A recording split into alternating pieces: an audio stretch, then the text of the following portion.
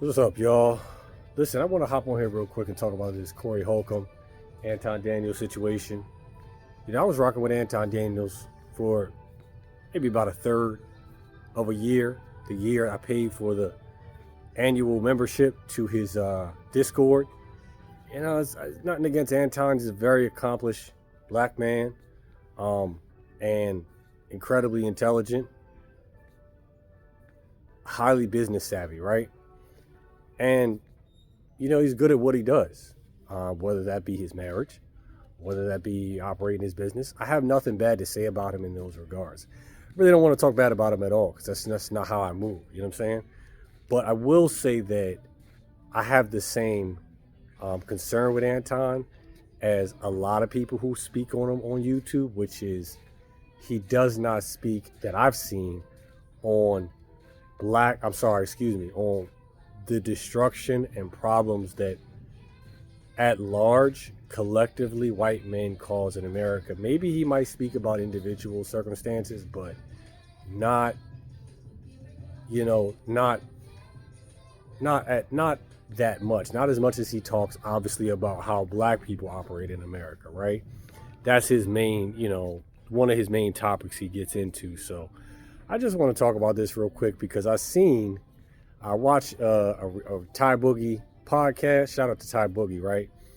And he was doing a reaction to this conflict that Anton Daniels had with Corey Holcomb on the Corey Holcomb podcast, right? And I really got to see, I learned a lot through watching that. I mean, I didn't really learn anything new about Anton Daniels. I'm not going to sit here and say just because somebody looks like they can't scrap, that means they can't fight. But I will tell you this, I boxed, I did Muay Thai and many other martial arts for about 8 years. And when somebody steps in your personal space and you don't really have any, especially somebody like that, and you don't have anything to lose, like you're not on the job or anything like that, and your voice gets shaky and your back kind of arches, like, you're uncomfortable, you know what I'm saying? Like you got a itch on your back, you got a scratch. Yeah, those are signs that, you're afraid of the person stepping in your face. And what I saw was Anton Daniels come out his mouth hella reckless, drop a nuclear bomb more or less on Corey Holcomb on Corey's podcast, saying USD. Now understand that Corey Holcomb had taken some time and he was, insulting at Anton. He was calling him a B, but listen, men call each other a B here and there, right? It don't have to result in hands being thrown, or anything being thrown, tossed back and forth. You understand? Like, it don't have to result in that, Men call each other that playfully. They call each other that when they're mad. But to tell a straight man that he S's D on a podcast that's going to go out to the world, I was not raised as a fighter. I'm a very peaceful person. And I will tell you that even I know that saying something like that, those are fighting words. A straight man has to step up and get in the face of the person who disrespected him. Hell, you got people who actually are gay and lying about it, you know what I'm saying, who will go and get in the face of somebody who dares to call them gay just to hide their sexuality. So, if a person who is gay will go to that length to hide it, how much more intense do you think a man who is not gay is going to be about someone who calls him that and insults him that and says that he performs a sexual act that he has never even thought about doing? You understand? It's just as a man to another man, you can't talk to a man like that. Anton Daniels says something crazy, said that to Corey Holcomb, and Corey Holcomb got up out of his seat, got in Anton Daniels' face and pulled up on him. He said, "Don't you ever say something like that in your life again to me, ever. Because I don't do stuff like that. I'm straight." And you could just, listen, I understand fear. I understand anger. I understand those two things intimately. And I'm telling you, as somebody who understands those two things, Anton Daniels was afraid because he didn't know if he was about to get stolen. And I'm going to be honest with you, no, I don't endorse violence. No, I wouldn't have said that it was legal for Corey Holcomb to put his hands on him. But what Corey Holcomb did was the right thing. You know what cracks me up? It's so funny. I remember seeing somebody years ago who I had a lot of respect for, and they said that they supported when Will Smith rolled up on Chris Rock and slapped him in the jaw at the Oscars, right? And I never once thought that was the right way to handle it. Now, I'm going to tell you what would have been masculine. What would have been masculine if Will Smith walked up to him, put his arm around him, had his back to the audience, and was like, listen, my guy, listen, right? We both celebrities, but back there, that's my woman. That's my wife. Don't you ever say nothing out your mouth about my wife again, or we're going to have problems, and I'm going to come back up here and I'm going to see you. You understand me? That would have been masculine. That would have been something I would have respected. He don't have to say it in the microphone for the whole world to hear. He just pulled Chris Rock to the side, turn him around, and speak to him. And you know the newspapers, they're gonna be like, "Oh shoot, what did Will go talk to Chris Rock about? What was they rapping about?" You know what I'm saying? And then Will Smith could choose whether he wants to share it with them or choose not to, or he could choose what audiences he wants to share that with. But it's not something that has to be in front of the whole world. You know what I'm saying? The way that Will Smith went about it, I totally disagree. That was not masculine. You know what I'm saying? Masculinity is controlled, and I've learned that the hard way, and I've learned it the analytical, intelligent way as well. You know what I'm saying? Masculinity it chooses when it wants to be explosive. You know what I'm saying? It's not forceful and uncontrolled like a hurricane. You understand? That's more like femininity. Femininity is emotional. It's all over the place. It's left, it's right, it's up, it's down. It needs to be contained in some way. That's what masculinity exists for, as the balance to femininity. You hear what I'm saying? Now we're cooking. So that being said, I don't agree with the way that Will Smith handled that situation. And I do agree with the way that Corey Holcomb handled that situation with Anton Daniels. One straight man cannot go tell another straight man, or a non-straight man can't tell another straight man that he does something that he does not do. That's an assault on your character. And real men are not going to stand for an assault on their character. So Corey Holcomb pulled up on him. He got in his face and he said, "Say it again." And Anton Daniels did not say it again. And it's not just the fact that Anton didn't say it again. I didn't even really pick up on that, to be honest with you, until somebody in the comment section picked up on it. Somebody pointed that out. What I was focused on, like I said, was the body language. You know what I'm saying? Because I'm driving. You know what I mean? I only got like a half a second to glance over at my screen. I ain't got all that time to be staring at the screen all doing a heavy deep dive, you know? But the arch back and the shaky voice, that told me everything I needed to know, which was, damn, I done went overboard. I'm about to get stolen, and I'm scared. I'm scared for my life. Well, you should be, because you can't say stuff like that. Listen. I'm going to run back a story that I've talked about on my channel before, right? As I get towards the 10-minute mark. Never in my life have I ever said anything like what Anton Daniels said to anybody until last year. And I've talked about what happened here and there. The short version is I was in a professional setting. I was at work. It was 9:30 in the morning. I was running late. The public adjuster who I was supposed to meet was mad that I was late, or whatever reason he was mad for, because he never really said. And he pretended he wanted to do the inspection with me. And then he was like, "Get out of here." And one thing a lot of people may not know about public adjusters for an insurance claim is public adjusters have control of the scene. It's just the way the law works, right? So if an independent adjuster is there, public adjuster is like, "Hey, you're not doing what I want you to do." Public adjuster can tell the, insurance adjuster to leave. And the insurance adjuster doesn't leave, then, now that becomes a legal matter, right? But at no point does the public adjuster have the authority to do what happened next. So literally the public adjuster was like, "Get out of here. I'm going to have somebody else do the inspection." I turned around and left. I literally turned around and I didn't give no kind of protest, facing the guy, nothing. I'm walking away and I'm like, well, at least I can still get paid to be here. Now, did I need to say that? No. Was I antagonizing him? Yes, I was. But the thing is, nothing that I did was illegal. I didn't threaten this guy. I didn't curse at him. I literally turned around and walked away to my car. And he said something else smart behind me. And I said, well, at least I'm still getting paid to be here, as I'm continuing to walk away. So the guy suddenly yells at me like, you're a real piece of S. And, you know, I turned around and looked at him and said, don't you ever talk to me like that again. As soon as I said that, the dude like started walking towards me like a 1990s Looney Tune character, butt stuck behind him, chest leaning forward, fists all balled up by his side, just looking straight cartoonish. I'm just being honest with you. That's what he looked like, you know? This big 190, 200 some pound guy, the same height as me, clearly like in his 50s or 60s, gray haired or whatever, you know, walking towards me. So, you know, I had to, at the time, like, I really had to think to myself, like, how do I handle this situation best? Because automatically it triggered my reaction to want to defend myself naturally, right? It triggered my training. I'm looking at the distance between him and I. I'm analyzing his height.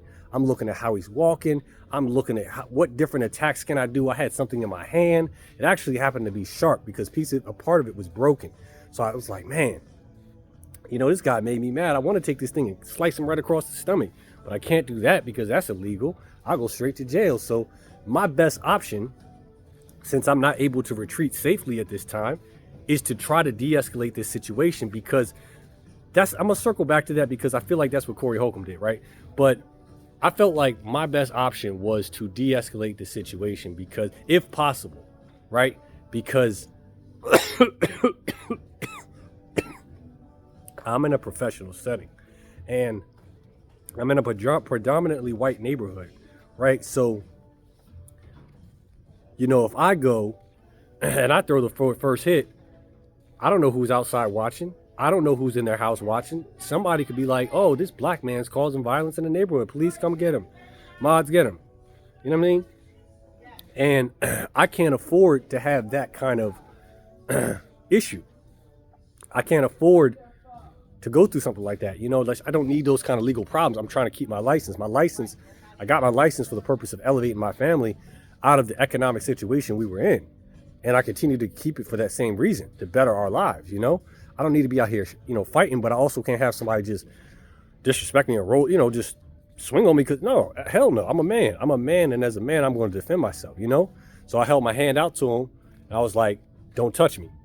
You know what I'm saying? I'm like putting a bridge between him and I, gauging the distance, and he stops like maybe 5 inches away from my hand. He goes from acting crazy to being like, I'd love to knock you out, but I'm on the job. So you know what you're doing is wrong. What you're doing is batshit crazy, but you're just trying to intimidate. So he was like, I'd love to knock you out, but I'm on the job. I was like, man, whatever. So I went to go turn around, and as soon as I'm like about to go turn, this guy takes his like left fist and raises it towards me, but his fist was like almost pointed at the sky, and his elbow was almost pointed at the ground, and that's when I knew, yeah, this dude can't fight. Like, come on, fam. You know what I'm saying? It's just like, listen, bro. After years of training, you recognize, you learn to notice these little details. You know what I'm saying? And it wasn't even that big of a deal, like that big of a detail to notice, but you learn to notice these things. And fam, if you like, listen, you're literally doing old school shit. Nothing you're doing is convincing. Are you at a range where you could hit me, where you could be dangerous? Absolutely, he was. But the way he was holding that fist, it just wasn't believable. You know what I'm saying? Like, that's just not how you, anyways, right? So again, there's multiple ways I could have responded to that. You know what I'm saying? I could have like stepped to the side, thrown a roundhouse kick into his ribs. I could have done a switch kick and thrown a fist right into his face. I could have, you know, went both hands around his neck, you know, head-butted him. I could have both hands around his neck, kneed him in the stomach, kneed him in the chest. Listen, there's a number of ways I could have handled that. So many different ways I could have handled that violently. But my goal was de-escalation. You know what I'm saying? That was what I was trying to do. I was trying to de-escalate the situation because my concern was keeping my license, you know? So I leaned back and I slid backwards, you know, because I didn't expect this guy to raise his fist towards me. You know, it really caught me off guard. But when he did that, that's when I like woke up, because I was very tired when I went there. I drove 40 minutes to be there. I didn't want to be there. You know, it was just not a great morning for me. You know, I was tired. I didn't want to be there, you know. And first thing in the morning, I got somebody like literally just trying to swing on me, you know, and cause me physical harm. Right. So at that point, you know, I slid back and I snapped into a ready Jeet Kune Do ready stance, which I've done so many times. So many times I've done a Jeet Kune Do ready stance. Right. And over the years I've been training, years I've been sparring, you know, it was just my go-to stance for a long time. Before I started doing boxing and Muay Thai, that was my go-to ready stance forever, you know, because it was one of the main things that I practiced, you know. So I snapped back into a Jeet Kune Do ready stance. I had my feet like maybe like a foot apart, a little over a foot apart, you know, and my hands weren't necessarily in the best position. They weren't in a textbook position, but you know, it just was like a reflexive position, you know, like a ready to go position. And the guy stops, looks at me, turns around and walk away. And that's when, you know, I'm like, man, I can't just let this guy get away with raising his fist to me. Pause. I could have. The right thing to do would have been to turn around and get in the car. You know what I'm saying? And I did eventually get in the car, called the police, you know, filed a police report, filed a report with everybody that, you know, was appropriate, his employer, my employer, you know, everybody, Department of Insurance, you know, I reported it to everyone, you know, to make a record, and, you know, hopefully this guy would face some consequences, right? But after he was like almost back to the front of the house and I was almost at my car, I was like, man, I gotta say something, you know, to let this guy know, like, I ain't no bitch. You know what I'm saying? You can't just talk to me like that. So I was like, man, what can I say? I thought about what Terrence Howard said to Charlo at the fight that he had with Errol Spence, because he was tired of Charlo going behind his back and talking crazy about him. You know what I'm saying? Charlo was like talking about like Terrence Howard. You know, he hoped Errol Spence beat Terrence Howard's. Not Terrence. Did I say Terrence? Terrence Howard. Man, I said Terrence Howard. It's not Terrence Howard. It's the brother who's the boxer who just retired. I can't believe I got his name wrong. Anyways, Terrence Howard is the actor. But my point is, Terrence, the brother that just retired, you know what I'm saying, 42-0. You know what I'm talking about, beat Canelo, right? So I looked at the guy when he was across the lawn. I said to him, suck my dick. And I don't apologize for it. I don't regret that. You know what I'm saying? I meant that. And I said it more than once. I said it about 4 or 5 times. And every time I said it, I meant that shit. Because I wanted him to come across the lawn and raise his fist to me so I could ball him up. I wanted him to start the fight so I could claim self-defense. Not at the time, I wasn't really thinking about the fact that that's not how the law looks at self-defense. If you initiate conflict, the law is going to look a lot less favorably on you. You cannot go around initiating conflict and being like, I had to defend myself. He was going to hurt me. Can't do that. That's not the way to. And as somebody who pays good attention to the law, you know, I understand that, like, you got to be smart on how you move. But yes, I said that several times to the guy. You know, I said it to him like, that's my dick. I said, suck my dick. Because if you're going to be raising your fist towards me and trying to start a fight with me, well, let's finish it. Don't walk away. You know? So the funny thing was, he was smart enough to keep his position and keep his distance, because he knew that if he came over there and started something. See, here, that's the thing about cowards, right? Cowards know the consequences of their actions, right?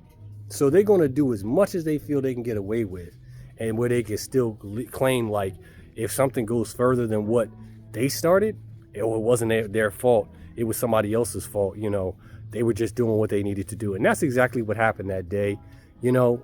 But here's the lesson in this whole YouTube video, because I know I might seem like I went left and right and left and right. But here's the thing, right? It took me quite a while, I'm talking months, to emotionally process and deal with what happened to me that day, because of the fact that as someone who's a trained fighter and as a man, my mindset for the longest was I allow somebody to raise their fist to me. Not just a grown man, a white man who quite possibly was acting out of racism. You know, I talked to another public adjuster who's very polite about this, and she concluded that it was racism, even though the guy never said anything explicitly racist. You know, I used ChatGPT last month to process, you know, everything that I was feeling about that situation. And ChatGPT concluded that it was racist as well. Now, I don't have any evidence to conclude that it was explicitly racist, in my opinion. But you have these two intelligent sources who were saying that there was a racist attack. I don't know. We're just going to leave it at that. I'm not going to call it something that I don't personally have good reason to believe it was. But, that's that. So take from it what you will. But,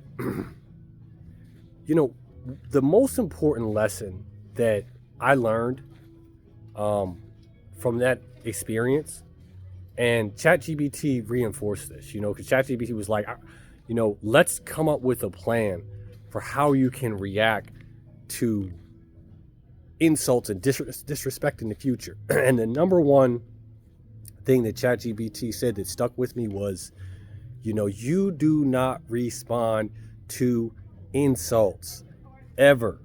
The moment you're in a professional setting and someone, disrespects you or makes you uncomfortable, you leave. You don't wait for it to get physical.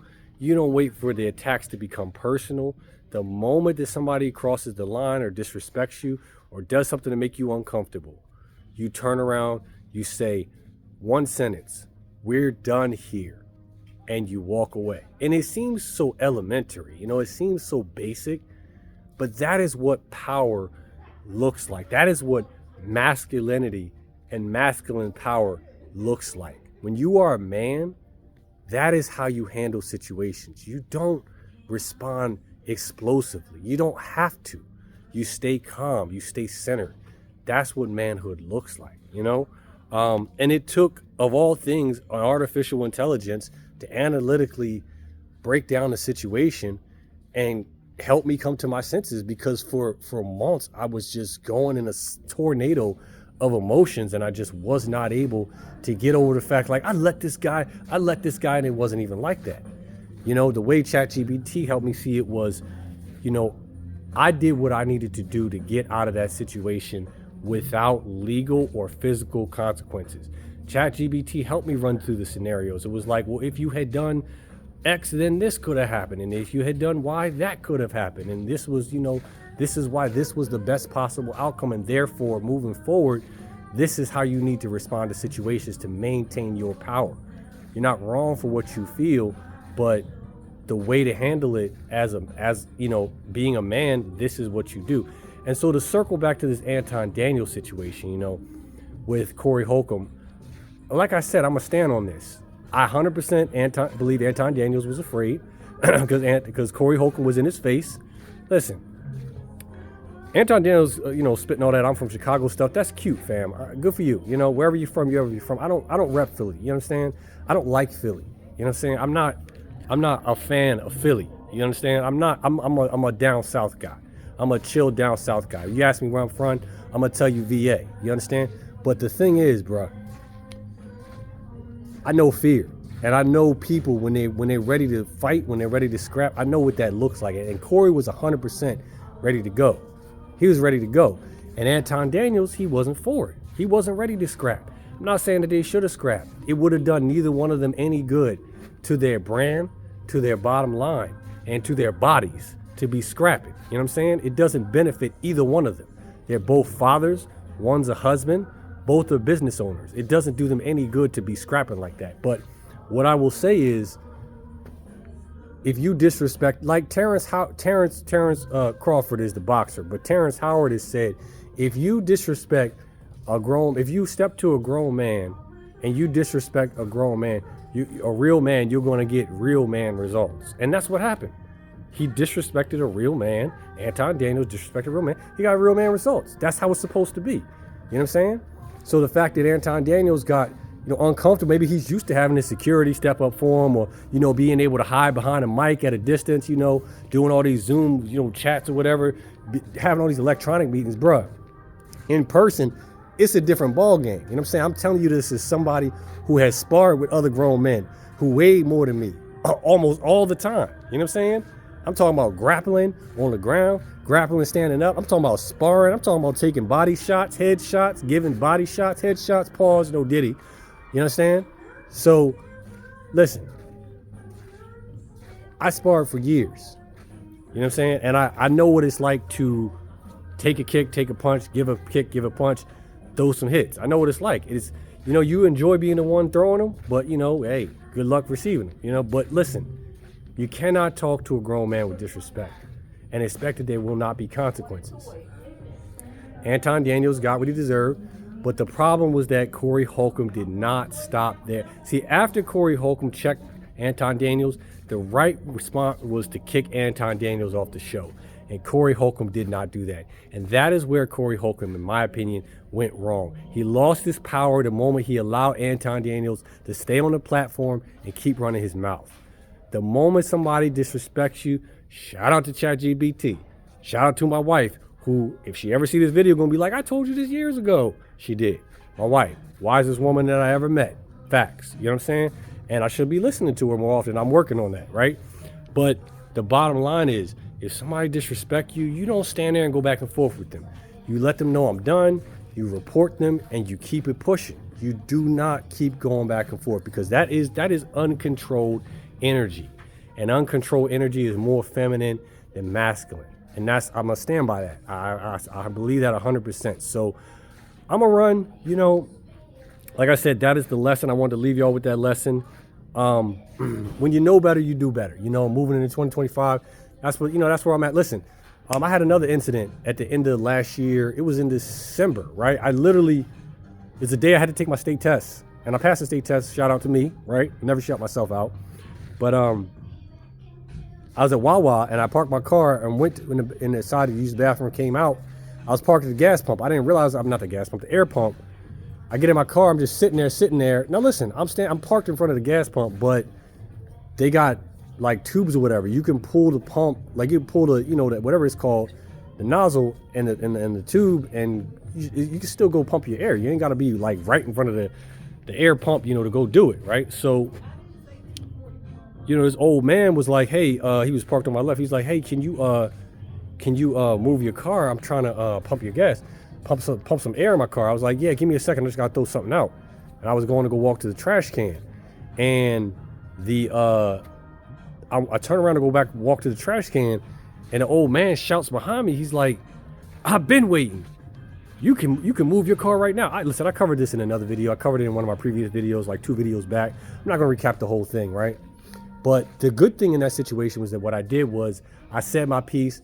I got in my car. I ended the conversation. I maintained control over the environment, right? That is the key. That is masculinity. Because I noticed once I got in my car, they wasn't doing nothing. They weren't like shouting through the windows and doing all this kind of stuff, looking crazy. Why? Because they knew that would make them look bad. See, it's not that quote unquote bullies don't know any better. It's just that they do what they think they can get away with. Because that's what cowards do. Cowards do what they think they can get away with. Real men do what they feel is necessary when they feel it's necessary. It may sound like the same thing, but it's absolutely the difference. And I encourage all listeners on this platform to choose to be a real man. Choose your battles wisely. I'm 42, you know, and I'm still learning. I'm still learning to apply that lesson, to choose my battles carefully. And not every battle has to be fought. Not every battle has to be won. It's crazy to hear myself saying this, because 20 years ago, 15 years ago, 10 years ago, I was in a different headspace. I didn't believe that at all. But where I'm at now, it's not just because of my son. It's not just because of my wife. It's just maturity. It's life experiences. The things I've learned have taught me you don't have to fight every fight. You can still be a great fighter and still walk away from conflict. It's crazy to hear myself saying this, but listen, take it from me. I'm telling you from experience. I've won fights and I've lost fights, but the most important lesson I've learned is when to walk away. Peace.